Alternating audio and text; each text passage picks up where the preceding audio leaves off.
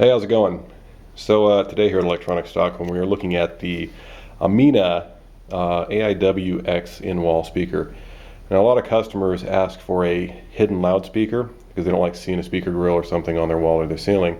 And there are a few solutions out there. Most of them involve trying to make the drywall vibrate, which is fine, except the drywall doesn't vibrate very well and they tend to not sound that great. Plus, installation is really a hassle because you have to completely open up the wall to attach whatever the vibrating unit is to a stud or something, and then rebuild all the drywall in front of that. The Aminas are a little bit different because once they're in, your wall looks just like that, the wall. And rather than trying to make a piece of drywall vibrate, what they do is they just replace the drywall entirely. So here's one of the 80 watt per channel speakers. They ship in a nice box like this. It's a pretty cool device. There's the panel right there. This construction here, it's a honeycomb aluminum. It's kind of like built like a ski. And on the back, we have the metal frame, which is holding on these 4 little transducers from a company called NXT Technologies. These are little transducers that vibrate on the scale of like 10 micrometers, and rather than trying to make a speaker move back and forth like a piston, what these do is they cause this entire panel to excite and resonate like the top of a guitar. So if you look at this construction here, you have a frame, you have a bridge like on a guitar, and you have the 4 transducers mounted to the bridge, which are causing the top or the strings to vibrate. Here's the wire that attaches to that right there. It just has butt connectors. And that is the entirety of the speaker right there. Aluminum honeycomb, metal frame, and the NXT transducers.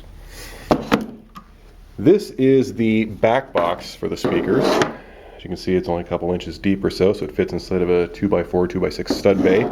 It's made of aluminum, and it has some kind of like anti-resonant material here on the back so that it doesn't ring like a bell when you put it in the wall. It does help contain some of the sound off the back of this speaker, since it's going to sound the same from the front side or the back side because the entire panel is resonating. It also makes your installation a little bit easier as well too. This little box right here is the crossover unit for the speakers.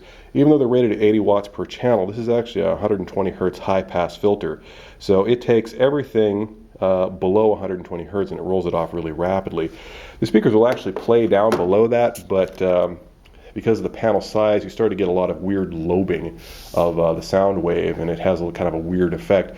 Also, those low frequencies there can blow the speakers and void the warranty.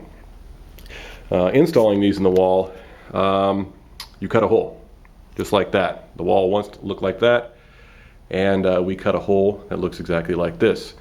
Notice we didn't have to completely open up the wall and get to the studs or anything. We just found where we wanted to put the speakers and we cut a hole.